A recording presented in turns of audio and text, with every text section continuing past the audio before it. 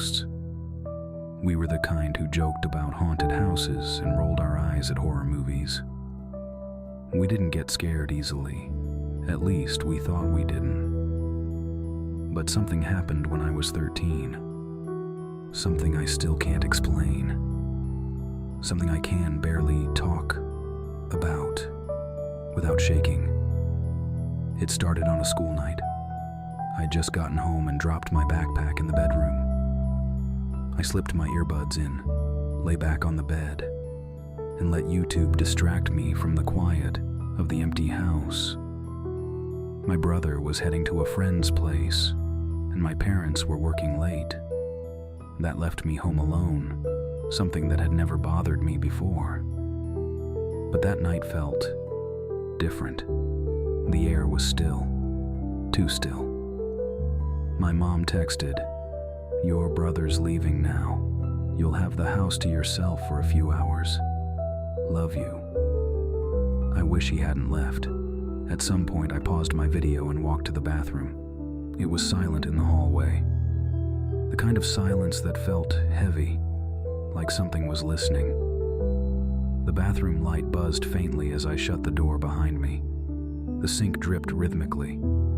Drip, drip, drip. I was just about to flush the toilet when I heard a loud, violent thud, like someone had thrown furniture across the room. It came from my brother's bedroom. I froze. I listened. Nothing. No footsteps, no voices, just silence. I reached for the sink and began washing my hands. But then came that feeling. That deep guttural twist in your stomach that screams, "You're not alone." The bathroom door didn't have a lock, but I quietly turned the knob and held it closed, pressing my ear to the wood. And then I heard muttering, low, almost inaudible. A voice, speaking words I couldn't make out. Deep, gravelly, as though it were coming from the back of a throat filled with sand. There was something in its tone that felt wrong, like it wasn't meant to be heard by human ears. I didn't move. I didn't breathe. But the muttering got closer. Then, slow, heavy footsteps, dragging, deliberate. Thud, thud, thud. They came from my brother's room and moved down the hall.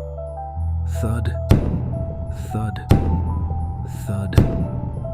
Then they stopped, right outside the bathroom door. I backed away, heart hammering so loudly I was sure it could hear it. I crouched beside the small window, praying I wouldn't have to run. That thing, whatever it was, didn't knock. It didn't say anything. It just stood there, waiting. Then just as suddenly as it came, the footsteps moved again, down the stairs. I held my breath, counting a thee, se, coolmans. Then, crash. Something slammed onto the mid-platform. Crash. Again, at the bottom. Then, the door alarm triggered. Front door open. It had left, or so I thought. Still shaking, I stepped toward the door, hand barely touching the knob. When I heard a new sound. Thud. Thud. Thud. From the laundry chute. Violent rhythmic stabbing, like the sharp end of a broomstick or something, less innocent, jabbing upward from the basement. It was as if whatever had just left through the front door had made it downstairs in seconds.